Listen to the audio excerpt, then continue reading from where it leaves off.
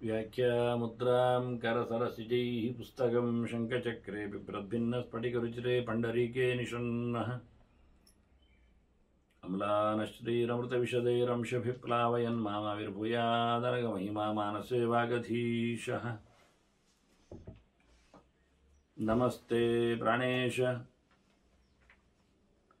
ಪ್ರಣತ ವಿಭವಾಯ ಮುನಿಮಗಾಃ ನಮಸ್ವಾಮಿನ್ ರಾಮಪ್ರಿಯತಮಃ ನಮನ್ ಗುರುಗುಣ ನಮಸ್ತುಭ್ಯಂ ಭೀಮಪ್ರಬಲತಮ ಕೃಷ್ಣೇಷ್ಟ ಭಗವನ್ ನಮಃ ಶ್ರೀಮನ್ಮಧ್ವ ಪ್ರದಿಶ ಸುದೃಶನ್ನೋ ಜಯ ಜಯ ಶ್ರೀ ಗುರುಭ್ಯೋ ನಮಃ. ನಾರಾಯಣಂ ಸುರಗುರುಂ ಜಗದೇಕನಾಥಂ ಭಕ್ತಪ್ರಿಯಂ ಸಕಲಲೋಕ ನಮಸ್ಕೃತಂಚ ತ್ರೈಗುಣ್ಯವರ್ಜಿತಮಜಂ ವಿಭುಮಾದ್ಯಮೀಶಂ ವಂದೇ ಭವಗ್ರಂ ಅಮರಾಸುರಸಿದ್ಧವಂದ್ಯಂ ನಾರಾಯಣಂ ನಮಸ್ಕೃತ್ಯ ನರಂಚೈವ ನರೋತ್ತಮಂ ದೇವೀಂ ಸರಸ್ವತೀಂ ವ್ಯಾಸಂ ತತೋ ಜಯಮುದೀರೇ. ತುಳಸಿ ಸಮೀಕ್ಷೆಯ ಚಿಂತಕರಿಗೆ ವಂದನೆಗಳು. 4ನೆಯ ಪ್ರವಚನ. ಇಲ್ಲಿ ತುಳಸಿ ಮಣಿಮಾಲೆಯ ಧಾರಣೆಯ ಬಗ್ಗೆ ನಾವು ಕೆಲವು ಮಾತುಗಳನ್ನು ನೋಡುವ. ತುಳಸಿ ಮಣಿಯ ಮಾಲೆಯಿಂದ ಜಪ ಮಾಡುವ ವಿಧಾನಗಳ ಬಗ್ಗೆ ಎಲ್ಲ ಪ್ರತ್ಯಕ್ಷವಾಗಿ ಆ ಬೆರಳುಗಳ ಮಹತ್ತಿಗೆಯನ್ನು ಉಲ್ಲೇಖ ಮಾಡುತ್ತಾ ತೋರಿಸಿಕೊಟ್ಟಿದ್ದೆ. ಶೇಷ ಸಂಹಿತೆ ಸಾಧಕನ ಸ್ವರೂಪದ ಬಗ್ಗೆ ತಿಳಿಸುವಾಗ, ಅಂದರೆ ಬಾಹ್ಯ ರೀತಿಯಲ್ಲಿ ತಿಳಿಸುವಾಗ, ಪವಿತ್ರಂ ತುಳಸೀಮಾಲಾಂ ಊರ್ಧ್ವಪುಂಡ್ರಾಣಿ ಧಾರಯೇತ್ ಅಂತ ಹೇಳ್ತದೆ. ಅನೇಕ ಆಕಾರಗಳಲ್ಲಿ ನಮ್ಮ ಬಾಹ್ಯ ಲಕ್ಷಣಗಳ ಬಗ್ಗೆ ಕಡ್ಡಾಯವಾಗಿರತಕ್ಕ ಅನೇಕ ಗೆರೆಗಳು ಬಂದಿವೆ. ದೇಹ ಹೇಗಿರಬೇಕು, ಮಾತು ಹೇಗಿರಬೇಕು, ಹೆಸರು ಹೇಗಿರಬೇಕು ಎಲ್ಲ ಹೇಳುತ್ತ.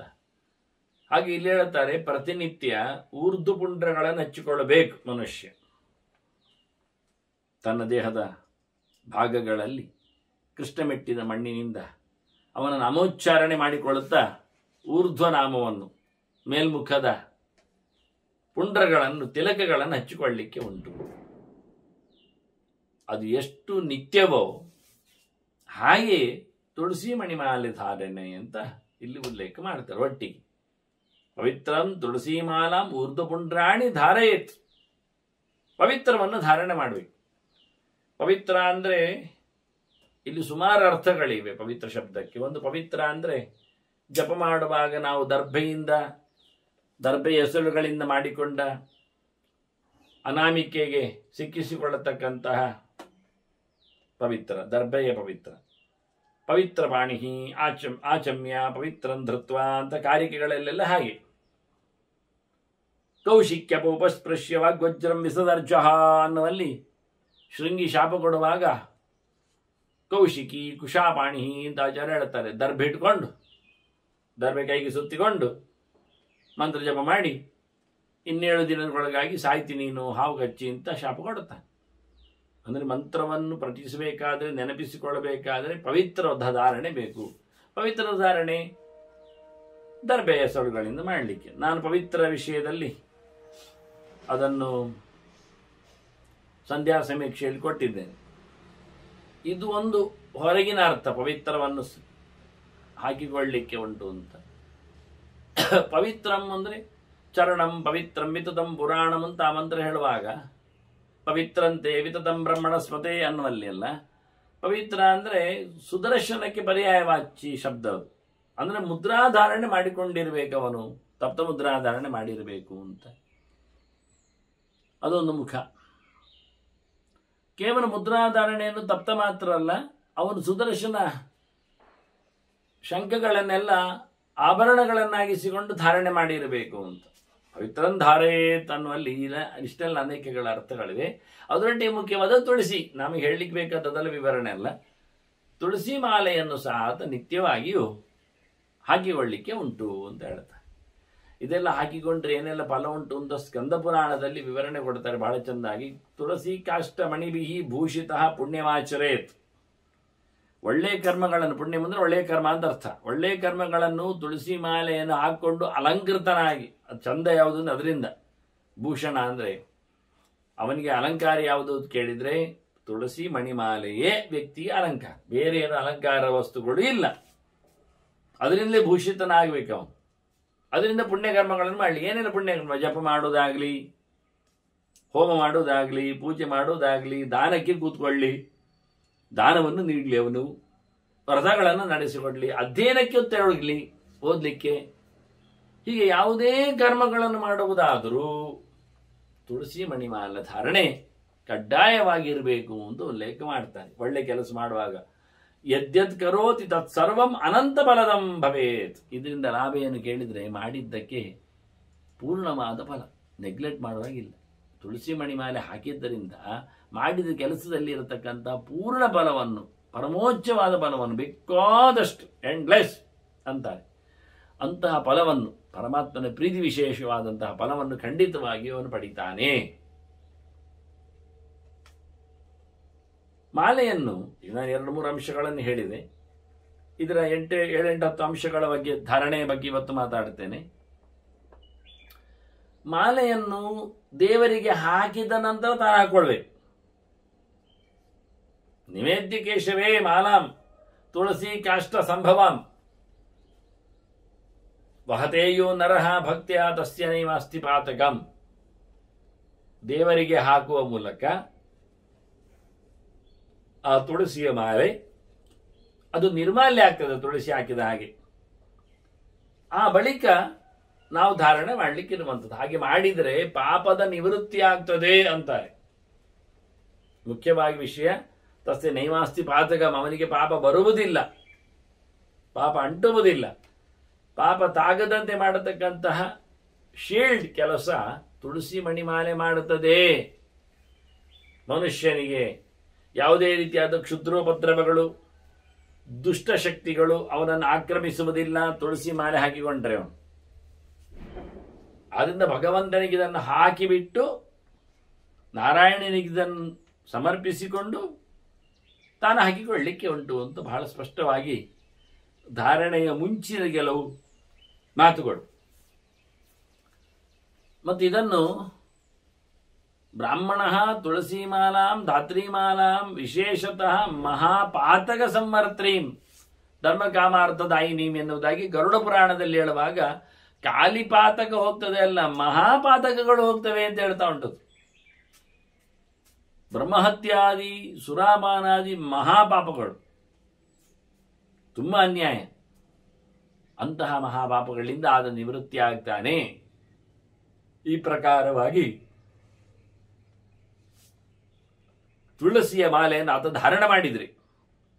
ಇದರಿಂದ ಅವನಿಗಿರತಕ್ಕಂಥ ಲಾಭ ಅನಂತ ಫಲ ಸುಖದ್ದಾಯ್ತಲ್ಲ. ಧರ್ಮ ಕಾಮಾರ್ಥದಾಯಿನಿ ಅಂತಾರೆ.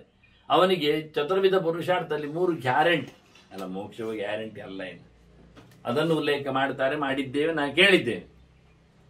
ಹಾಗಾಗಿ ಮುಖ್ಯವಾಗಿ ಧರ್ಮ ಕಾಮಾರ್ಥಗಳು, ಈ ಲೋಕದಲ್ಲಿ ಬೇಕಾದ ವೈಭವಗಳು ಪಡೀಲಿಕ್ಕೆ ಆಗ್ತದೆ ಅಂತ ಈ ಧರ್ಮ ಕಾಮಾರ್ಥಗಳಿಗೆ 3 ಪ್ರಕಾರಗಳನ್ನು ಉಲ್ಲೇಖ ಮಾಡುತ್ತಾರೆ. ಮತ್ತೆ ಕೇಳಲಿಕ್ಕೆ ಹೋದ್ರೆ ತಿಳಿಲಿದ್ದೆ ಬಂದರೆ ಪದ್ಮಪುರಾಣದಲ್ಲಿ 3 ಅಂಶಗಳುಂಟು. ಒಂದು, ನತ್ಯಾಜ್ಯ ತುಳಸಿ ಮಾಲಾ ಧಾತ್ರಿ ಮಾಲಾ ವಿಶೇಷತಾ ತದಾ ರುದ್ರಾಕ್ಷ ಮಾಲಾಪಿ ಧರ್ಮ ಕಾಮಾರ್ಥ ವಿಚ್ಛತ ಅಂತಾರೆ. ಧರ್ಮ ಕಾಮ ಅರ್ಥಕ್ಕೆ ಇದು 3 ಮಾಲೆ ಅಂತಾರೆ ಒಂದು ಲೆಕ್ಕದಲ್ಲಿ ಹೇಳುವಾಗ. ತುಳಸಿ ಮಾಲೆ ಅದು ಧರ್ಮಕ್ಕಾಗ್ತದೆ, ಮತ್ತೆ ಧಾತ್ರಿ ಮಾಲೆ ಅದು ಅರ್ಥಕ್ಕಾಗ್ತದೆ, ದುಡ್ಡಿಗೆ ಆಗ್ತದೆ, ಯಾಕೆಂದ್ರೆ ಲಕ್ಷ್ಮಿ ಇದ್ದಾಳೆ. ಮತ್ತೆ ರುದ್ರಾಕ್ಷಿ ಮಾಲೆ ಅದು ಬಯಕೆಗಳಿಗೆ ಆಗ್ತದೆ. ರುದ್ರದೇವರು ಇಲ್ಲಿ ಏನ್ ಭೋಗ ಪ್ರದೋವತ್ಸ ಹೇಳಿದ್ದಾರೆ, ಇಲ್ಲಿ ಏನ್ ಬೇಕಾದ್ರೂ ಅದನ್ನು ಕೊಡ್ತಾರೋ. ಹಾಗಾಗಿ ಧಾತ್ರಿ ಮಾಲೆ ಅಂದ್ರೆ ನೆಲ್ಲಿಕಾಯಿ ಮಾಲೆ. ನೆಲ್ಲಿಕಾಯಿ ಮಾಲೆ ಜಾಗದಲ್ಲಿ ಪದ್ಮಾಕ್ಷದ ಮಾಲೆಯನ್ನು ಇಟ್ಕೊಳ್ಳಿಕ್ಕೆ ಬರ್ತದೆ, ಅದು ಲಕ್ಷ್ಮಿಗೆ ಸಂಬಂಧಪಟ್ಟದ್ದು. ಅದನ್ನ ರಮೆಗೆ ಸಂಭ್ರಮಿಸುವಂತೆ ಮಾಡಲಿಕ್ಕೆ ಪದ್ಮಾಕ್ಷಿ ಮಾಲೆ, ಮತ್ತೆ ಧಾತ್ರಿ ಮಾಲೆ. ರುದ್ರದೇವರಿಗೆ ಆಗುವಾಗ ರುದ್ರಾಕ್ಷಿ. ರುದ್ರಾಕ್ಷಿ ಅಸಲಿ ಆದ್ರೆ, ಡೂಪ್ಲಿಕೇಟ್ ಆದ್ರೆ ಅದಕ್ಕೆ ಭದ್ರಾಕ್ಷಿ ಹೆಸರು, ಅದು ಉಂಟು, ಅದಕ್ಕೆ ಹೆಸರು ಉಂಟು, ಅಂತ ಮರ ಉಂಟು ಭದ್ರಾಕ್ಷಿ ಅಂತ. ಇನ್ನು ಕೆಲವರು ರುದ್ರಾಕ್ಷಿ ನಂತರದಲ್ಲಿ ಇಂದ್ರಾಕ್ಷಿಯನ್ನು ಗುರುತಿಸ್ತಾರೆ, ಹೇಳುತ್ತಾರೆ. ಅದು ಕಷ್ಟ ಸಾಧ್ಯವಾದ ವಿಷಯ, ಇರಲಿ. ಹೀಗೆ ಬಹಳ ಚಂದವಾಗಿ ಧರ್ಮ ಕಾಮ ಅರ್ಥಗಳಿಗಾಗಿ ಪ್ರಧಾನವಾಗಿ ಧರ್ಮಕ್ಕೆ ತುಳಸಿಯ ಮಾಲೆಯನ್ನು, ತುಳಸಿ ಕಾಷ್ಟದ ಮಾಲೆಯನ್ನು ಧರಿಸಬೇಕು ಅಂತ ಹೇಳ್ತಾರೆ. ಅದನ್ನು ಹೇಳುವಾಗ ಧರಿಸುವಾಗ ಒಂದು ಮಂತ್ರ ಸಣ್ಣ ಮಂತ್ರ ಬೇಕು ದೊಡ್ಡದು? ಸಣ್ಣ ಮಂತ್ರ ಅದು ವೇದದ್ದು, ನಿಮಗೆಲ್ಲ ಬಹಳ ಕಷ್ಟ ಕೇಳುವುದು ತಿಳ್ಕೊಳ್ಳುವುದು. ಛಂದೋಗ ಬ್ರಾಹ್ಮಣದಲ್ಲಿ ಬಂದಿರತಕ್ಕ ಮಂತ್ರ ಅದು. ತುಳಸಿಗೆ ಅಭಿಮಾನಿನಿ ಯಾರಿದ್ದಾಳೆ? ಮಹಾಲಕ್ಷ್ಮಿ ಅಂತಲೂ ನಾವು ಪೂಜೆ ಮಾಡೋದು. ಅಂದ ಶ್ರೀರಸಿ ಮೈ ರಮತ್ಸ್ವ, ಅಲ್ಲಿ ಆಯ್ತು, ಮಂತ್ರ ಹೇಳಿ ಆಯ್ತು. ನೀನು ಮಹಾಲಕ್ಷ್ಮಿ ಇದ್ದಿ, ಭಗವಂತನನ್ನು ಆಶ್ರಯಿಸಿಕೊಂಡಿರುವೆ, ಭಗವಂತನ ಅತ್ಯಂತ ಪ್ರಿಯ ಆಗಿರುವೆ. ಹಾಗಾಗಿ ನೀನು ನನ್ನಲ್ಲಿಯೂ ಸಹ ವಿಶೇಷವಾದಂತಹ ಅನುಗ್ರಹ ಮಾಡು, ನನ್ನನ್ನು ಆನಂದ ಪಡುವಂತೆ ನಡೆಸು ಅನ್ನುವಂತೆ ಈ ಮಂತ್ರವನ್ನು ಪ್ರಯೋಗ ಮಾಡಿ ತೋರಿಸಿಕೊಟ್ಟಿದ್ದಾರೆ. ಹೀಗೆ ಪುರಾಣಗಳು, ಬ್ರಾಹ್ಮಣಗಳು, ಸಂಹಿತೆಗಳು ಎಲ್ಲವೂ ತುಳಸಿಯ ಬಗ್ಗೆ ಅನೇಕ ಮಾಹಿತಿಗಳನ್ನು ಕೊಟ್ಟಿವೆ. ಅದಕ್ಕೋಸ್ಕರ ಈ ಬಾರಿ ತುಳಸಿ ಪೂಜೆಯ ಸಂದರ್ಭದಲ್ಲಿ ಯಥಾಶಕ್ತಿ ಯಥಾ ಕಾಲಂ ಅದರ ಚಿಂತನೆಯನ್ನು ನಡೆಸುವ ಅಂತ. ನಿತ್ಯ ಹೇಳುವಂತೆ ನಾವು ಧಾರಣೆ ಮಾಡುವಂತಹ ಮಂತ್ರ ಅದು ಗೌರಿ ತಂತ್ರ ಕೊಡುತ್ತದೆ. ಆ ಮಂತ್ರವನ್ನು ಅದನ್ನು ನಾನು ಸಂಧ್ಯಾ ಸಮೀಕ್ಷೆಯಲ್ಲಿ ಆವತ್ತೇ 25 ವರ್ಷದ ಹಿಂದೆ ಕೊಟ್ಟಿದ್ದೇನೆ, ಈಗ ಅಲ್ಲ. ತುಳಸಿ ಮಾಲೆಯನ್ನು ಜಪಾರಂಭದಲ್ಲಿ ಹಾಕಿಕೊಳ್ಳಿಕ್ಕೆ ಉಂಟು ಅಂತ. ತುಳಸಿ ಕಾಷ್ಟ ಸಂಭೂತೆ ಮಾಲೆ ಕೃಷ್ಣ ಜನಪ್ರಿಯೆ ಕಂಠೆ ತ್ವಾಂ ಧಾರಯಿಷ್ಯಾಮಿ ಕುರು ಮಾಂ ವಿಷ್ಣುವಲ್ಲಭಂ. ಅದರ ಹತ್ರ ಪ್ರಾರ್ಥನೆ ಮಾಡಲಿಕ್ಕೆ ನಾನು ಧಾರಣೆ ಮಾಡ್ತೇನೆ, ನೀನು ದೇವರಿಗೆ ಅತ್ಯಂತ ಪ್ರಿಯವಾಗಿರುವೆ, ನನ್ನನ್ನು ದೇವರಿಗೆ ಇನ್ನೂ ಹೆಚ್ಚು ಪ್ರಿಯನನ್ನಾಗಿಸು ಅಂತ ಪ್ರಾರ್ಥನೆ ಮಾಡಲಿಕ್ಕೆ. ತುಳಸಿ ಕಾಷ್ಟ ಸಂಭೂತೆ ಮಾಲೆ, ತುಳಸಿಯ ಕಡ್ಡಿಯಿಂದ ಮಾಡಿರತಕ್ಕಂತಹ ಮಣಿಗಳಿಂದ ಮಾಲೆಯಾಗಿದೆ. ಈ ಮಾಲೆ ನೀನು ಮತ್ತೆ ಭಗವಂತನಿಗೆ, ಭಗವಂತನ ಭಕ್ತರಿಗೆ ಭಾರಿ ಇಷ್ಟ ಆದವಳೆ ನೀನು. ಹಾಗಾಗಿ ನನ್ನನ್ನು ಸಹ ನಾನು ಧಾರಣೆ ಮಾಡುವ ಮೂಲಕ ನನ್ನನ್ನು ದೇವರಿಗೆ ಇಷ್ಟವನ್ನಾಗಿಸು, ದೇವರನ್ನು ನಂಬಿದವರಿಗೆ ನಾನು ಇಷ್ಟ ಆಗುವಂತೆ ಮಾಡುವಂತೆ ಹೇಳಿ ಮಣಿಯನ್ನು ಪ್ರಾರ್ಥನೆ ಮಾಡಿ ತುಳಸಿ ಕಾಷ್ಟ ಸಂಭೂತೆ ಮಾಲೆ ಕೃಷ್ಣ ಜನಪ್ರಿಯೆ ಕಂಠೇತ್ವಾನ್ ಧಾರಯಿಷ್ಯಾಮಿ ಕುರುಮಾಂ ವಿಷ್ಣುವಲ್ಲಭಂ ಅನ್ನುವ ಮೂಲಕ. ಇಷ್ಟೇ ಅಲ್ಲದೆ ಇನ್ನೊಂದು ಚಂದದ ಮಾತುಂಟು ಇಲ್ಲಿ ಮತ್ತೆ ಹೇಳುವಾಗ. ನಿನ್ನನ್ನು ಯಾರೆಲ್ಲ ಹಿಡ್ಕೊಂಡಿದ್ದಾರೆ, ಧಾರಣೆ ಮಾಡಿದ್ದಾರೆ, ನೀನು ಯಾರಾಗಿದ್ದಿ, ನಿನ್ನಲ್ಲಿ ಯಾರಿದ್ದಾರೆ ಹೇಳಲಿಕ್ಕೋಸ್ಕರ ಮತ್ತೊಂದು ಮಾತನ್ನು, ಇದು ಗೌರಿ ತಂತ್ರದ ಮಾತನ್ನು ನಾನು ಆವತ್ತು ಹೇಳಿದ್ನಲ್ಲ, 25 ವರ್ಷದ ಕೆಳಗಿನ ಸಂಧ್ಯಾ ಸಮೀಕ್ಷೆಯಲ್ಲೇ ಈ ಶ್ಲೋಕಗಳೆಲ್ಲ ಬಂದಿವೆ, ಅಲ್ಲಿ ಕೊಟ್ಟಿದ್ದೇನೆ. ಅಕ್ಷಮಾಲೇ ನಮಸ್ತುಭ್ಯಂ ಪದ್ಮಾಸನಧೃತೆ ಸದಾ ಪದ್ಮಾವತಿ ಪ್ರಸಾದಂಚ ಕುರು ಧಾರಣತೋ ಮಯಿ. ಅಕ್ಷಮಾಲೇ ನಮಃ ತುಭ್ಯಂ, ನಿನಗೆ ನಮಸ್ಕಾರ. ನೀನು ಪದ್ಮಾಸನ ಧೃತೆ, ಪದ್ಮವನ್ನು ಆಸನ ಮಾಡಿಕೊಂಡ ಚತುರ್ಮುಖ ಇದ್ದಾನಲ್ಲ ಆದಿಜೀವ, ಅವನು ನಿನ್ನನ್ನು ಧಾರಣೆ ಮಾಡಿದ್ದಾನೆ, ಅವನ ಕೈಯಲ್ಲಿ ಜಪಮಾಲೆ ನೋಡಿ. ನೀ ನನಗೆ ಪದ್ಮಾವತಿ ಪ್ರಸಾದ, ಪದ್ಮಾವತಿ ಯಾರು? ಪದ್ಮ ಅಂದ್ರೆ ಲಕ್ಷ್ಮಿ, ಲಕ್ಷ್ಮಿಯ ಪತಿ ನಾರಾಯಣ, ಅವಳು ಪದ್ಮದಲ್ಲಿ ಬಂದವಳೆ ಇದ್ದಾಳೆ. ಹಾಗಾಗಿ ನಾರಾಯಣನ ಪ್ರಸಾದವನ್ನು, ಅನುಗ್ರಹವನ್ನು ನನಗೆ ಮಾಡು ಧಾರಣೆ ಮಾಡಿದ್ದಕ್ಕಾಗಿ ಅಂತ ಪ್ರಾರ್ಥನೆ ಮಾಡಿಕೊಳ್ಳಿಕ್ಕೆ ಉಂಟು. ಬಹಳ ಚಂದವಾಗಿ ಇದು ಅಲ್ಲಿನ ತಂತ್ರ ಕೊಟ್ಟಿರತಕ್ಕಂಥ ಮಂತ್ರ ಅಂತ ಹೇಳಿದೆ. ಮುಂದೆ ಮತ್ತೊಂದು ಮಾತು ಬರ್ತದೆ ನಿಜವಾಗಿ. ತುಳಸಿ ಕಾಷ್ಠಮಣಿಭಿಹಿ ಧಾತ್ರೀಮಣಿ ಸಮನ್ವಿತೈಹಿ ತಥಾ ಪದ್ಮಾಕ್ಷಮಣಿಭಿಹಿ ಸಹಸ್ರೈಹಿ ಉಪಶೋಭಿತ. ಇವನ್ನೆಲ್ಲ ಸೇರಿಸಿಕೊಂಡು ಮಾಡಿಕೊಂಡಿದ್ದರೆ ಮಣಿಮಾಲೆ ಅದು ಬಹಳ ವಿಶೇಷ ಆಗ್ತದೆ, ನಿನ್ನ ದೇಹವನ್ನು ಆಲಿಂಗನ ಮಾಡುತ್ತದೆ, ಅಲಂಕಾರ ಆಗ್ತದೆ. 1000 ಮಣಿಯ ನೋಡಿ, ತುಳಸಿ ಮಣಿ ಒಂದು 300-500, ಅದರೊಟ್ಟಿಗೆ ಧಾತ್ರಿ ಮಣಿ ಒಂದು ಸಿಕ್ಕಿದಷ್ಟು ಒಂದು 200-300, ಧಾತ್ರಿಯಿಂದ ನೆಲ್ಲಿಕಾಯಿ ಮಣಿ, ನೆಲ್ಲಿಕಾಯಿ ಬೀಜ, ಅದರೊಟ್ಟಿಗೆ ಮತ್ತೆ ಕಮಲ ಬೀಜ, ಪದ್ಮಾಕ್ಷ ಮಣಿ, ಇದನ್ನೆಲ್ಲ ಒಟ್ಟು ಸೇರಿಕೊಂಡು 1000ದಷ್ಟು ಮಾಡಿಕೊಂಡು ಮಾಲೆ ಹಾಕೊಳ್ಳಿಕ್ಕೆ. ಹೇಗೆ ಮಾಲೆ ಹಾಕೊಳ್ಳಿಕ್ಕೆ? ಪಂಚಮಾಲಾಂ ತುತ್ಕೃತ್ವ ಯಹ ಜಪಗಾಲೆ ಧರೆ ದ್ವಿಜ. ಜಪ ಮಾಡುವಾಗ 5 ಮಡಿಕೆ ಮಾಡಿಕೊಳ್ಳಿಕ್ಕೆ. ಸುಮಾರಾಗಿ 100ರ ಮಾಲೆ ಹೊಕ್ಕುಳಿನವರೆಗೆ ಬರ್ತದೆ. ಸಾಮಾನ್ಯ ಗಾತ್ರದಲ್ಲಿ ನಾವು ಮಣಿ ಮಾಡಿದರೆ, ಹೆಚ್ಚಲ್ಲದಿದ್ರೆ ಹೊಕ್ಕುಳ ಗಾತ್ರದವರೆಗೆ 100ರದ್ದು ಮಣಿ ಬರ್ತದೆ. ಇದು ಬಹಳ ಚಂದವಾಗಿ 5 ಸುತ್ತು ಬರುವಂತೆ 200ರದ್ದು ಸಣ್ಣ ಸಣ್ಣ ಮಣಿ ಇರಬಹುದು, ಇರಲಿ. ಪಂಚಮಾಲಾ ಅಂತ ಕೃತ್ವ ಅಯ್ಯೋ ಜಪಗಾಲೆ ಧರೆ ದ್ವಿಜ ತಸ್ಯ ಪುಣ್ಯ ಫಲಂ ವಕ್ತಂ ನಾಹಂ ಶಕ್ತೋಸ್ಮಿ ನಾರದ. ಸ್ಕಾಂದ ಪುರಾಣದಲ್ಲಿ ಈ ಮಾತು ಬರ್ತದೆ. ನನಗೆ ಅದು ಎಷ್ಟು ಫಲ ಕೊಡ್ತದೆ ಆಗುವುದಿಲ್ಲ, ಅದು ಎಷ್ಟು ಫಲ ಕೊಡ್ತದೆ ಎಂದು ನಂಬಲಿಕ್ಕೆ ಸಾಧ್ಯ ಇಲ್ಲ, ಗೆಸ್ ಮಾಡುವಂತೆ ಅಲ್ಲ. ಭಾರಿ ಭಾರಿ ಪುಣ್ಯಪ್ರದವಾದ ಕೆಲಸ ನಿಜವಾಗಿ ಸಾವಿರ ಸಾವಿರ ಗಟ್ಟಲೆ ಮಣಿಯನ್ನು ಮಾಡಿಕೊಂಡು ಧಾರಣೆ ಮಾಡಲಿಕ್ಕೆ ಅಂತಾರೆ. ಅದು ಫ್ಯಾಷನ್ ಅಲ್ಲ, ಒಂದೆರಡು ಮಣಿಯಲ್ಲಿ ಮುಗಿದೋಗ್ಲಿಕ್ಕೆ, ಸಣ್ಣ ಮಣಿಯಲ್ಲಿ ಮುಗಿದೋಗ್ಲಿಕ್ಕೆಲ್ಲ. ಅದರ ಸೈಜು, ಅದರ ಬಗ್ಗೆ ಹೇಳುತ್ತಾ ಅಷ್ಟೇ ಎತ್ತರದಲ್ಲಿ ನಾವು ಅದನ್ನು ಗಮನಿಸಬೇಕು ಅಂತ ಉಲ್ಲೇಖ ಮಾಡುತ್ತೆ. ಧಾತ್ರೀ ಫಲಕೃತಾಮಾಲ ತುಳಸಿ ಕಾಷ್ಟ ಸಂಭವ ದೃಶ್ಯತೆ ಯಸ್ಯ ದೇಹೇತು ಸವೇ ಭಾಗವತೋ ನರಃ. ಮನುಷ್ಯನ ದೇಹದಲ್ಲಿ ಹಾಕ್ಕೊಳ್ಬೇಕು ಜಪ ಮಾಡುವಾಗ ಹೇಳಿದೆ. ಮಾತ್ರ ಅಲ್ಲ, ಅಧ್ಯಯನಾದಿಗಳಲ್ಲಿ ವ್ರತ ನಿಯಮಗಳಲ್ಲಿಯೂ ಬೇಕು ಅಂತ ಹೇಳುವ ಮೂಲಕ ಯಾವ ಕಾಲದಲ್ಲಿಯೂ ಅದರ ವ್ಯವಸ್ಥೆ ಆಗುವ ಹಾಗೆ ಉಂಟು. ಇದೆಲ್ಲ ಧಾತ್ರೀ ಫಲಕೃತಾಮಾಲ ತುಳಸಿ ಕಾಷ್ಟ ಸಂಭವ ದೃಶ್ಯತೆ ಯತ್ರ ದೇಹೆ. ಮನುಷ್ಯ ಹಾಕಿಕೊಂಡದ್ದನ್ನು ಕಾಣಿಸಿಕೊಂಡರೆ ದೇಹದಲ್ಲಿ ಅದು ಬೇಕು, ಮುಟ್ಟಿಕೊಂಡಿರಬೇಕು ದೇಹದಲ್ಲಿ. ಕೆಲವರು ಸರ ಹಾಕೊಳ್ಳುವಾಗ, ಮಾಲೆ ಹಾಕೊಳ್ಳುವಾಗ ಬಟ್ಟೆಯ ಮೇಲೆ ಹಾಕೊಳ್ತಾರೆ ತೋರಿಸಲಿಕ್ಕೆ ಬೇಕು ಅಂತ. ನೀವು ಕೆಲವು ಸೀರೆ ಉಟ್ಟವರನ್ನು ಅಥವಾ ಅಡ್ವರ್ಟೈಸ್ಮೆಂಟ್ ಬಂಗಾರದ ಅಡ್ವರ್ಟೈಸ್ಮೆಂಟ್ ಜನರನ್ನೆಲ್ಲ ನೋಡಿರ್ಬೋದು. ಅವರ ಮೇಲಕ್ಕೆ ಕಾಣುವಂತೆ ಅಬ್ಬರದಲ್ಲಿ ಅದನ್ನು ಹಾಕಿರ್ತಾರೆ. ಅದು ಮೈಗೆ ಮುಟ್ಟುವುದಿಲ್ಲ, ಅದು ಪ್ರಯೋಜನ ಆಗಲಿ. ಇದು ದೇವರ ಎದುರಿಗೆ ನಾವು ಹಾಕಿಕೊಂಡು ಧಾರಣೆ ಮಾಡಿಕೊಂಡು ಅವನ ಅನುಗ್ರಹಕ್ಕೆ ಪಾತ್ರರಾಗಲಿ ಬರಬೇಕು ಹೊರತು ಪ್ರದರ್ಶನಕ್ಕಲ್ಲ.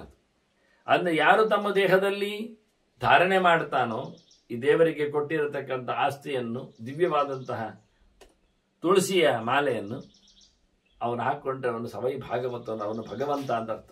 ಭಗವಂತ ಅಂದರೆ ಭಗವಂತನಿಗೆ ಸಂಬಂಧಪಟ್ಟವ ಅಂತ ಅರ್ಥ. ಭಾಗವತವ ಭಗವಂತನಿಗೆ ವಿಶೇಷವಾದಂಥ ಪ್ರಿಯನಾದವನು ಆಗ್ತಾನೆ. ಆದ್ದರಿಂದ ದೇಹದಲ್ಲಿ ಅದನ್ನು ಧಾರಣೆ ಮಾಡಿ ಅಂತ ಉಲ್ಲೇಖ ಮಾಡ್ತದೆ ಸ್ಕಾಂದ ಪುರಾಣ. ಪುರಾಣಗಳು ಮಾತಾಡಿದಾಗ ಕೆಲವೊಮ್ಮೆ ನಾವು ಸಿಕ್ಕಿ ಬೀಳ್ತೇವೆ, ಇದರಲ್ಲಿ ಏನಿಲ್ಲವೋ, ಯಾಕೆ, ಏನು, ಹೇಗೆ. ನಿಜವಾಗಿ ಉತ್ಸಾರ್ಯ ಈಗ ಯಾವಾಗ ಎಲ್ಲ ತುಳಸಿ ಮಾಲೆಯನ್ನು ಹಾಕ್ಕೊಂಡು ಇರಬೇಕು, ಇರಬಾರ್ದು, ಇದರ ಬಗ್ಗೆ ಕೆಲವು ರಿಸ್ಟ್ರಿಕ್ಷನ್ಸ್ಗಳನ್ನು ಬೃಹತ್ ಬ್ರಹ್ಮ ಸಂಹಿತೆ ನಮ್ಮ ಮುಂದೆ ಇಡ್ತದೆ. ಸಂಹಿತೆಗಳು ಬೇಕಾದಷ್ಟು ಅದರ ಯೂಸೇಜ್ಗಳ ಬಗ್ಗೆ ಮಾತಾಡ್ತಾರೆ. ಅವರು ಹೇಳ್ತಾರೆ, ಉತ್ಸಾರ್ಯ ತುಳಸಿ ಕಂಜಮಾಲೆ ವೈಷ್ಣವ ಸತ್ತಮಃ ಮಲಮೂತ್ರ ಪರಿತ್ಯಾಗಂ ನೈತಿಕಂತು ಸಮಾಚರೇ. ನೇರವಾಗಿ ಇದಕ್ಕೆ ಹೇಳಿದಾಗೆ ಹೇಳ್ತಾರೆ, ಮಲಮೂತ್ರಗಳನ್ನು ಮಾಡುವಾಗ ಮನುಷ್ಯ ಅದನ್ನು ತೆಗೆದಿಟ್ಟು ಮಾಡಬೇಕು. ಭಗವಂತನ ಮೇಲೆ ಪ್ರೀತಿ ಇದ್ದವ ಅದನ್ನು ಮೈಲಿಗೆ ಮಾಡಿಸಿಕೊಳ್ಳದೆ ಎತ್ತಿಟ್ಟು ಅವನು ನಿತ್ಯದ ಕೆಲಸಗಳನ್ನು ಮೈ ಶುದ್ಧಿಯ ಕೆಲಸವನ್ನು ಮಾಡಿಕೊಳ್ಳತಕ್ಕದ್ದು ಅಂತ. ಇದಕ್ಕೆ ವಿರೋಧವಾಗಿಯೂ ಗೌರಿ ತಂತ್ರದಲ್ಲಿ ಮಾತು ಬರ್ತದೆ. ಒಂದು ಕಡೆಯಲ್ಲಿ ಶಿವನೇ ಹೇಳು, ವಿಡುತ್ಸರ್ಗಾದಿ ಸಮಯೇ ನತ್ಯಾಜ್ಯ ಕಂಠಮಾಲಿಕಾ. ಮುಖ್ಯವಾಗಿ ಮಲಮೂತ್ರ ವಿಸರ್ಗಗಳಲ್ಲಿ ಇದನ್ನು ತೆಗಿಲಿಕ್ಕೆ ಇಲ್ಲ ಅಂತ ಹೇಳ್ತದೆ. ಈಗ ಅಲ್ಲಿ ತೆಗಿಬೇಕು ಅಂತ ಹೇಳುವ ಸಂಹಿತೆಯ ವಾಕ್ಯ, ಇನ್ನೊಂದು ತಂತ್ರದ ವಾಕ್ಯದಲ್ಲಿ ತೆಗಿಯಬಾರದು, ತೆಗಿಬೇಕಾಗಿಲ್ಲ ಅಂತ ಹೇಳುವ ವಾಕ್ಯ. ಏನು ಮಾಡುವ ವಾಸ್ತವವಾಗಿ? ಮಲಮೂತ್ರಾದಿಗಳು ನಡೆಸುವಾಗ ಈಗ ಮುಂದಿನ ವಾಕ್ಯವನ್ನು ಕೇಳಿಕೊಂಡು ಅರ್ಥ ಮಾಡಿಕೊಂಡು ಹೋಗುವ. ಸಂಹಿತೆಯು ಮುಂದುವರೆದು ಕೆಲವು ಮಾತುಗಳನ್ನು ಹೇಳ್ತದೆ. ಸೂತಕೆ ಪ್ರೇತಕಾರಿಯೇ ಚ ತೈಲಾಭ್ಯಂಗೆ ಚ ಭೋಜನೆ ಶಯನೆ ತುಳಸಿ ಮಾಲಾಂ ಅದೃತ್ವೈವ ಸಮಾಚರೇತ್ ಅಂತ. ಮಲಗುವಾಗ ಹಾಕೊಳ್ಳಿಕ್ಕಿಲ್ಲ, ಮಲಗುವ ಕರ್ಮಗಳನ್ನು ನಡೆಸಿಕೊಡುವಾಗ ಹಾಕೊಳ್ಬೇಕಾಗಿಲ್ಲ, ಹಾಕೊಳ್ಳುವುದಲ್ಲ. ಹಾಗಿದ್ರೆ ಅದು ಸಡಿಲಾಗ್ತದೆ, ಬೀಳುತ್ತದೆ, ಕಚ್ಚಿಕೊಳ್ಳುತ್ತದೆ, ಇನ್ನೇನು ಉಪಟಳ ಆಗ್ತದೆ, ತುಂಡಾಗಬಹುದು. ಅದನ್ನ ಮಲಗುವಾಗ ಬೇಡ ಅಂತ ಹೇಳಿದ್ರೆ ಬೆಳಿಗ್ಗೆ ಏಳುವಾಗ ಇರ್ತದ? ಇಲ್ಲ. ಆದ್ರಿಂದ ಮಲಮೂತ್ರ ವಿಸರ್ಗ ಒಟ್ಟಿಗೆ ಆಗಿ ಹೋಗ್ತದೆ. ಮತ್ತೆ ನಿಜವಾಗಿ ಸ್ನಾನಕ್ಕೆ ಹೋಗ್ಲಿಕ್ಕೆ, ಸ್ನಾನವೇ ಮಾಡಲಿಕ್ಕೆ, ಸ್ನಾನ ಮಾಡುವಾಗ ಬೇಕೋ ಬೇಡವೋ, ಇದನ್ನು ಗಮನಿಸಿಕೊಂಡ ಮಾತನ್ನು ಉಲ್ಲೇಖ ಮಾಡ್ತಾರೆ. ಎರಡು ಕಡೆಯಲ್ಲಿ ಸಹ, ಒಂದು ಕಡೆಯಲ್ಲಿ ಬೇಕು, ಒಂದು ಕಡೆಯಲ್ಲಿ ಬೇಡ. ಇದು ಶಾಸ್ತ್ರದ ಕ್ರಮ. ನಿರ್ಣಯ ಮಾಡಲಿಕ್ಕೆ ಅಧಿಕಾರಿ ಭೇದದಿಂದ, ಸಮಯ ಭೇದದಿಂದ, ಅರ್ಥ ಭೇದದಿಂದ ಎಲ್ಲ ಅರ್ಥ ಮಾಡ್ಬೇಕು ನಾವು ವಾಸ್ತವವಾಗಿ ಹೇಗಿರ್ತದೆ ಅಂತ. ಮುಖ್ಯವಾಗಿ ಅದರಂತೆ ಇನ್ನು ಹೇಳಿದವರೇನು, ಸೂತಕೆ ಪ್ರೇತಕಾರಿಯೇ ಚ ತೈಲಾಭ್ಯಂಗೇ ಚ ಭೋಜನೆ ಶಯನೆ ತುಳಸಿ ಮಾಲಾಂ ಅದೃತ್ವೈವ ಸಮಾಚರೇತ್ ಅಂತ. ಒಂದು ದೃಷ್ಟಿಯಿಂದ ಸೂತಕದಲ್ಲಿ ಹುಟ್ಟಿನ ಮೈಲಿಗೆ ಪೊರಳು ಅಂತಾರೆ, ಇಲ್ಲಿ ಜಾತಾಶೋಚ ಅಂತಾರೆ, ಅದು ಇಲ್ಲ.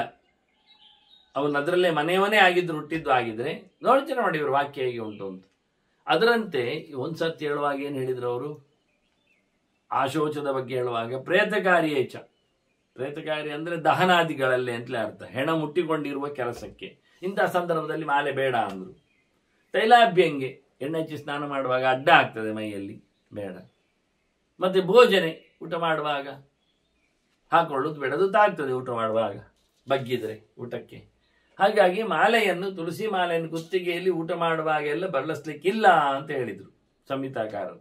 ಆದರೆ ಗೌರಿ ತಂತ್ರದಲ್ಲಿ ಹೇಳ್ತದೆ ಊಟ ಮಾಡುವಾಗ ಬೇಕು ಹೇಳ್ತದೆ, ಅದು ವಿಶೇಷ ಆಗ್ತದೆ ಹೇಳ್ತದೆ. ತುಳಸಿ ಮಾಲಿಕಾ ಧೃತ್ವ ಯೋ ಭುಂಕ್ತೆ ಗಿರಿನಂದಿನಿ, ಪಾರ್ವತಿ ಹೇಳ್ತಾನೆ. ಯಾರಾದರೂ ಹಾಕೊಂಡು ಊಟ ಮಾಡಿದರೆ ಸಿಕ್ತೆ ಜಲಪತೆ ವಾಜಪೇಯ ಫಲಾಧಿಕಂ, ಒಂದೊಂದು ತುತ್ತಿನಲ್ಲಿ ವಾಜಪೇಯ ಯಾಗ ಮಾಡಿದ ಪುಣ್ಯವನ್ನು ಪಡಿತಾನ. ಇಷ್ಟೆಲ್ಲ ಮಹತ್ತಿಕವಾದ ಪುಣ್ಯವನ್ನು ಹೇಳುವ ಮೂಲಕ ಊಟದಲ್ಲಿಯೂ ಸಹ ಹಾಕೊಳ್ಬೇಕು ಎನ್ನುವುದನ್ನು ಕಡ್ಡಾಯ ಮಾಡಿದಾಗ ಆಯಿತು. ಹಾಗಿದ್ರೆ ಒಳಿತಾಗ್ತದೆ ಎಂದು ಹೇಳುವ ಮೂಲಕ ಬಿಟ್ಟರೆ ಬೇಜಾರಿಲ್ಲ ಬಿಡಿ. ಆದರೆ ಆಗ್ತದೆ ಎನ್ನುವುದು ಸತ್ಯ ಅಲ್ವ, ಮಾಲೆ ಹಾಕೊಂಡು ಊಟ ಮಾಡಲಿಕ್ಕೆ.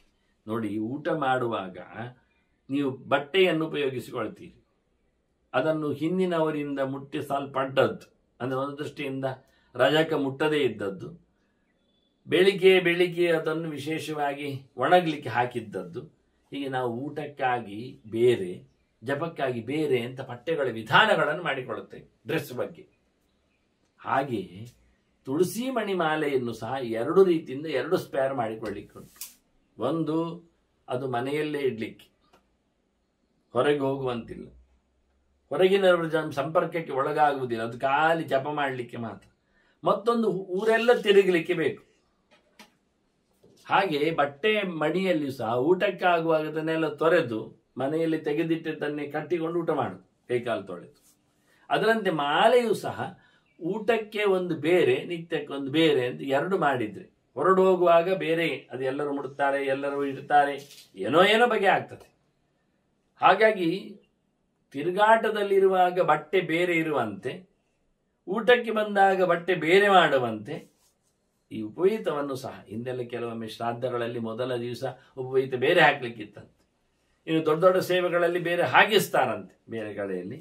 ಯಾಕೆ ಇದು ಬೇಕು ಅಂತ ಕೆಲವರು ಬಿಡ್ತಾ ಇದ್ದಾರೆ. ಅದಕ್ಕೆ ಇವರು ಹೇಳ್ತಾ ಇದ್ದಾರೆ, ಯಜ್ಞೋಪವೀತವದ್ಧಾರ್ಯ ಸದಾ ತುಳಸಿ ಮಾಲಿಕಾ ನಾಶೋಚಂ ಧಾರಣೆ ತಸ್ಯ ಯತಸ್ಸ ಬ್ರಹ್ಮರೂಪಿಣಿ ಅಂತ ಹೇಳಿ ಮತ್ತೊಮ್ಮೆ ಪುರಾಣವು ಸ್ಪಷ್ಟ ಹೇಳ್ತದೆ, ಅದು ಬ್ರಹ್ಮರೂಪ, ಅದು ಅಂದರೆ ವೇದ ಸ್ವರೂಪದಲ್ಲಿ ಕೂತಿದೆ. ತುಳಸಿ ಮಾಲೆಯು ಸಹ ಯಜ್ಞೋಪವೀತದಂತೆ. ಉಪವೀತವನ್ನು ನೀವು ಬಿಡ್ತೀರಾ, ಆಶೋಚ ಬಂದಾಗ ತೆಗೆದಿಡ್ತೀರಾ. ಈಗ ಕೆಲವರು ತೆಗೆದಿಡಬಹುದು, ಅದು ತಪ್ಪು. ಮೈಯಿಂದ ತೆಗಿಲಿಕ್ಕಿಲ್ಲ ಸಂಸ್ಕಾರ ಹಾಕಿದ ನಂತರ, ಯಾವ ಕಾಲಕ್ಕೂ ಯಾಕೂ ಹೇಗೂ ಏನು. ಆದ್ರಿಂದ ಯಜ್ಞೋಪವೀತ ಹೇಗೆ ಆಶೋಚದಲ್ಲಿ ತೆಗಿಲಿಕ್ಕಿಲ್ಲವೋ, ಅದು ಮಡಿಗೆ ಬರ್ತದೆಯೋ, ಹಾಗೆಯೇ ಉಪವೀತವನ್ನು ಸಹ ಕುತ್ತಿಗೆಯಿಂದ ಆಶೋಚವನ್ನು ತೆಗಿಲಿಕ್ಕಿಲ್ಲ. ಇವತ್ತು ಯಾರು ಸತ್ತ ಸುದ್ದಿ ಬಂತು, ಅದು ಬೇಡ, ತೆಗೆದಿಡ್ಲಿಕ್ಕೆ ಹೇಳಿದ್ದಾರೆ. ಅಲ್ಲ, ತೆಗೆಯುವಾಗ ಅವನು ಸತ್ತ ಸುದ್ದಿ ಕೇಳಿದ ಆಶೋಚಿ ಆಗಿದ್ದಾನಲ್ಲ, ಮೈಲಿಗೆ ಆಗಿದ್ದಾನಲ್ಲ, ಮತ್ತೆಂತ ತೆಗೆದೀನಿ. ಇಲ್ಲ, ಅವರು ಕೆಲವರು ಹೇಳೋದು ಅದು ಆಶೋಚದಲ್ಲಿ ಬಂದ ನಂತರ ಅದನ್ನು ಮತ್ತೆ ಉಪಯೋಗಿಸ್ಲಿಕ್ಕೆ ಇಲ್ಲ, ಮತ್ತೆ ಅದು ಕಾಯಿಯನ್ನೆಲ್ಲ ಕಡಿದು ಹಾಕಿ ಒಡೆದು ಕೊಟ್ಟಿ ಬೆಳ್ಳಿಯನ್ನು ಮಾತ್ರ ಮತ್ತೆ ಕರಗಿಸಿ ಇನ್ನೊಂದು ಮಾಡಿಕೊಳ್ಳೋದು ಅಂತ. ಅದಕ್ಕೆ ವಾಕ್ಯ ಇಲ್ಲ. ಇಲ್ಲಿ ಹೇಳ್ತಾ ಇದ್ದಾರೆ, ವಾಸ್ತವವಾಗಿ ಯಜ್ಞೋಪವೀತದಿಂದ ಅದನ್ನು ಧಾರಣೆ ಮಾಡಬೇಕು. ಆಗದೆ ಹೋದಾಗ ಅದನ್ನು ಋಷಿ ಪೂಜೆ ಮಾಡಿ, ಮೊದಲು ವೇದವ್ಯಾಸ ಪೂಜೆ ಮಾಡಿ, ಅವರ ಸುತ್ತಮುತ್ತಲಿರುವವನ್ನು ಕರೆದು ಋಷಿಗಳ ಪೂಜೆ ಮಾಡಿ ಒಂದು ದೃಷ್ಟಿಯಿಂದ.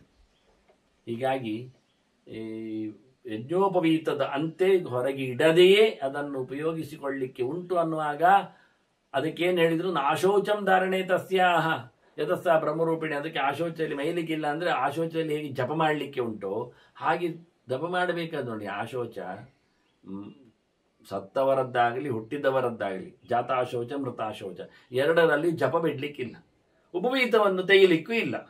ಹಾಗೆ ಇದನ್ನು ತೆಗಿಬೇಕಾಗಿಲ್ಲ, ಮಾಲೆ ಹಾಗೆ ಇರ್ತದೆ.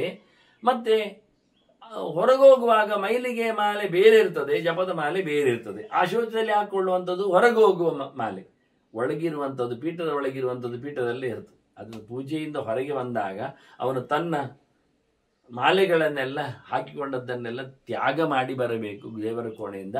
ಅದು ಮತ್ತೆ ನಾಳೆ ಹಾಕ್ಲಿಕ್ಕೆ ಅವನು, ಇಲ್ಲಾದ್ರೆ ಅದೆಲ್ಲ ಮುಳುಗಿದ್ರು ಮಿಂದ್ರು ಮಡಿಯಾಗುವುದಿಲ್ಲ. ಮತ್ತೆ ನಾಳೆ ತಯಾರು ಮಾಡಿದ ವಿಧಾನಗಳನ್ನು ನೋಡಿಕೊಂಡ್ರೆ ಹೀಗೆ ಬಹಳ ಸ್ಪಷ್ಟವಾಗಿ ಆಶೋಚಾದಿಗಳಲ್ಲಿ ಇದೆ ಅಂತ ವಾಕ್ಯ ಇದೆ, ಬೇಡ ಅಂತ ವಾಕ್ಯ ಇದೆ. ಬೇಡ ಎನ್ನುವುದು ಸುತರಾಂ ಕರ್ಮಾಂಗಗಳಲ್ಲಿ ಮಾಡುವಾಗ ತಾಗ್ತದೆ, ಓಲಾಡುತ್ತದೆ. ಅಡ್ಡ ಬರ್ತದೆ, ಹಾಗಾಗಿ ಇದು ಬೇಡ ಅಂತ. ಆದರೆ ಸೂಕ್ಷ್ಮವಾಗಿ ಮೊದಲೇ ಮಾಡಿಕೊಳ್ಳುವುದರಲ್ಲಿ ಅರ್ಥ ಇದೆ, ವಾಸ್ತವವಾಗಿದೆ. ಅದನ್ನ ಬೇರೆ ಮಾಡಿಕೊಳ್ಳಿ. 2 ಪಟ್ಟಿ ಮಾಡಿದಂತೆ 2 ಸ್ಪೇರ್, ಒಂದು ಜಪದ ಪೂಜೆಯ ಪುರುಸೊತ್ತಿನಲ್ಲಿ ಮುಟ್ಟುವಾಗ, ಒಂದು ಹೊರಗೆ ಬಂದಾಗ, ಮಾರ್ಕೆಟ್ಗೆ ಹೋದಾಗೆ, ಪಬ್ಲಿಕ್ ಜನರ ಮುಟ್ಟಿಕೊಂಡಾಗೆ, ಮೀಯದೆ ಜಪ ಮಾಡುವ ವಿಧಾನದಲ್ಲಿ ಹೇಳಿಕೊಂಡಾಗೆ, ಅಂತಹ ಸಂದರ್ಭಗಳಲ್ಲಿ ಹೊರಗಿನಿಂದ ಹೋಗಿ ಬಂದಾಗ ಬೇರೆಯೇ ಮಾಲೆಯನ್ನು, ಈ ಮಾಲೆ ಒಳಗಿನ ಮಾಲೆ, ಇದನ್ನು ಬೇರೆ ಮಾಲೆ ಅಂತ ಎಷ್ಟು ಸ್ಪೇರ್ ಆಗ್ತದೆ ಅಷ್ಟು ನೋಡಿ. ಅಂದರೆ ಎಷ್ಟು ಬಗೆಯದ್ದು, ಪದ್ಮಾಕ್ಷದ್ದು 2, ರುದ್ರಾಕ್ಷದ್ದು 2, ತುಳಸಿದ್ದು 2, ನವಗ್ರಹ ರತ್ನ ನವರತ್ನದ್ದು 2, ಹೀಗೆ 2 ಮಾಲೆಗಳನ್ನು ಮಾಡಿದರೆ ಹೊರಗೋಗುವಾಗ ಒಂದು ಮಾಲೆ, ಮತ್ತೆ ಹೆಚ್ಚು ಹೊತ್ತು ಜಪ ಪೂಜೆ ಪುನಸ್ಕಾರದಲ್ಲಿ ಕೂತಾಗ ಅಲ್ಲಿ ಒಂದು ಮಾಲೆ. ಇದೇ ರೀತಿ ಸೂತಕದಲ್ಲಿ ಪ್ರೇತ ಕಾರ್ಯದಲ್ಲಿ ಒಂದು ಮಾಡಲಿಕ್ಕೆ ಇಲ್ಲ, ಭೋಜನದಲ್ಲಿನ ಕಥೆ ಇದ್ದು ಅಷ್ಟೇ ವಾಕ್ಯ ಇರೋದು.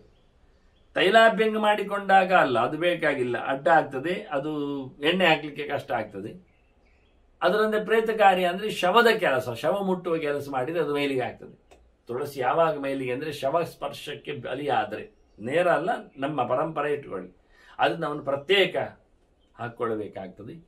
ಹೀಗೆ ತುಳಸಿ ಮಣಿಯನ್ನು ಒಬ್ಬ ಸಾಧಕ ಸಾಯುವ ಹೊತ್ತಿನಲ್ಲಿ ತನ್ನ ತಂದೆ ತಗಳು ಇನ್ಯಾರೋ ಆಗುವಾಗ ಅವನು ಇಟ್ಕೊಂಡಿದ್ರೆ ಮೈಲಿಗೆ ಅದನ್ನು ಮತ್ತೆ ಅವನು ಒಡೆದು ಕಾಯನ್ನು ತೆಗೆದು ಬೆಳ್ಳಿಯನ್ನು ಉಪಯೋಗಿಸಿ, ನಿಜವಾಗಿ ಇಡೀ ಬಿಸಾಡಿ ಬರಬಹುದು ಸಮುದ್ರಕ್ಕೆ, ಆದರೆ ಮತ್ತೆ ಅವನಿಗೆ ಬೆಳ್ಳಿ ಬಿಡ್ಲಿಕ್ಕೆ ನಾಚಿಕೆ ಆಗುತ್ತೆ, ಆಸೆ ಆಗ್ತದೆ.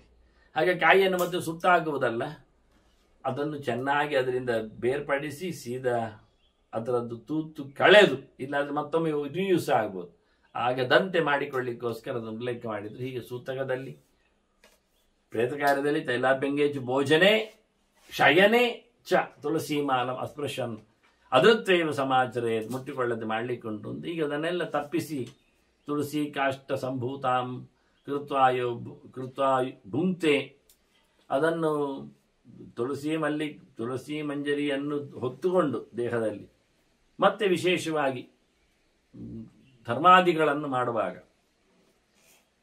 ಅದರಿಂದ ಅವನು ವಿಶೇಷವಾದ ಫಲವನ್ನು ಪಡಿತಾನೆ. ಅದರಿಂದ 2 ಮಾಡಿಕೊಂಡ್ರೆ ಸೂತಕಾದಿಗಳಲ್ಲಿ ಒಂದು ಬೇರೆ, ಹೊರಗೆ ಹೋಗುವಾಗ ಒಂದು ಬೇರೆ. ಅದು ಸೂತಕದಲ್ಲಿ ಪ್ರೇತ ಕಾರ್ಯ ಮಾಡಿದರೆ ಶವ ಮುಟ್ಟಿದ್ರೆ ಅದನ್ನು ವಿಸರ್ಜನೆ ಮಾಡಲಿಕ್ಕೆ ಎಂದು ನಾನೇ ಹೇಳಿಬಿಟ್ಟೆ. ಭೋಜನದಲ್ಲಿ, ಈಗ ಭೋಜನದಲ್ಲಿ ಏನು ಕೇಳಿದರೆ, ಅಶನ ಹೊರಗಿಂದ ಮಾಡುವಾದರೆ ಮನೆಯೊಳಗೆ ಜಪ ಮಾಡಿದ ನಂತರ ಜಪದ್ದು ಯಾವುದನ್ನು ಹೊರಗೆ ತರಬೇಡಿ. ಜಪ ಪೂಜೆ ಪುನಸ್ಕಾರ ಹೋಮ ಹವನಕ್ಕೆ ಏನೊಂದು ಇದೆ ಅದನ್ನು ಪ್ರತ್ಯೇಕ, ನಾನು ಹೇಳಿದ್ದಲ್ಲ, ಬೇರೆ ಒಂದು ಪಟ್ಟೆ ಬೇರೆ ಬಟ್ಟೆ ಮಾಡಿಕೊಂಡಾಗಿ ಊಟದ ಹೊತ್ತಿನಲ್ಲಿ ಕುತ್ತಿಗೆಗೆ ಮಾತ್ರ ನಿಲ್ಲುವಂಥದ್ದು. ನಾಭಿಯವರೆಗೆ ಮಾಡಲಿಕ್ಕುಂಟು 108 ಕಾಯಿ ಅಂದಾಗ ಅದು ಊಟ ಮಾಡುವಾಗ ತಾಗ್ತದೆ. ಅದಕ್ಕೇನು ಮಾಡುವ, ಕುತ್ತಿಗೆಯಲ್ಲಿ ಮಾತ್ರ 7 ಶಬ್ದ ಅದಕ್ಕೆ ಗಿಡವರು ಕಂಠಮಾಲ ಅಂತ ಕರೀದ ಹಾಗೆ ಅದನ್ನು ಖಾಲಿ ಕುತ್ತಿಗೆಯಲ್ಲಿ ಮಾತ್ರ ಹಿಡಿಯುವಷ್ಟನ್ನೇ ಮಾತ್ರ ಮಾಡಿಕೊಂಡ್ರೆ ಊಟ ಮಾಡುವಾಗ ಅಡ್ಡ ಬರುವುದಿಲ್ಲ, ತೆಗಿಬೇಕಾಗಿಲ್ಲ. ಹೀಗೆ 2 ಮಾತುಗಳನ್ನು ಕೂಡಿಸುವ ವಿಧಾನಗಳು. ಮುಖ್ಯವಾಗಿ ಸಂಹಿತೆ ಹೇಳಿದ್ದು ಅತ್ಯಂತ ಕ್ಲಿಷ್ಟವಾದ ಧರ್ಮ ಎನ್ನುವ ನೆಲೆಯಲ್ಲಿ ಯಾವಾಗಲೂ ಮೈಲಿಗೆ ಆಗದೆ ಅಂತ ನೋಡಿಕೊಳ್ಳಿ ಅದನ್ನು ಹೇಳಿ ಇಂತಹ ಸಂದರ್ಭಗಳಲ್ಲಿ ಬಿಡ್ಲಿಕ್ಕೆ ಹೇಳ್ತದೆ. ಆದರೆ ತಂತ್ರಗಾರರು ತುಳಸಿಗೆ ಅತ್ಯಂತ ಪ್ರಾಶಸ್ತ್ಯ ಕೊಡುವ ಮೂಲಕ ಅದು ಇಲ್ಲದ ಹೊತ್ತೇ ಎನ್ನುವುದು ಸರಿ ಇಲ್ಲ. ಯಜ್ಞೋಪವೀತವನ್ನು ತೆಗೆದಿಡ್ಲಿಕ್ಕೆ ಕಳಚಿಡ್ಲಿಕ್ಕೆಲ್ಲ ಉಂಟಾ, ಎಂತ ಕುಸ್ತಿ ಮಾಡ್ತಾ ಇದ್ದೇನೆ, ಸ್ವಲ್ಪ ಕಳಚಿಡ್ತೇನೆ, ನಡೀತಾ ಇದ್ದೇನೆ, ಸ್ವಲ್ಪ ಎಣ್ಣೆ ತಿಕ್ತಾ ಇದ್ದೇನೆ, ಇಲ್ಲ. ಯಜ್ಞೋಪವೀತವನ್ನು ಉಪನಯನ ದಿನ ಹಾಕಿದ್ದಂದ್ರೆ ಮತ್ತೆ ಪರ್ಮನೆಂಟ್ ತೆಗಿಲಿಕ್ಕಿಲ್ಲ. ಅದರಂತೆ ಮಾಲೆಯನ್ನು ದೀಕ್ಷೆಯಲ್ಲಿ ಹಾಕೊಳ್ಳಿಕ್ಕಿರುವುದು ಅಂತ ಅದು ಮುಖ್ಯ ವಿಷಯ ಇರಲಿ. ಹಾಗೆ ಇವನು ಸಹ ಅದನ್ನು ತೆಗೆದಿಡ್ಲಿಕ್ಕೆ ಬರುವುದಿಲ್ಲ.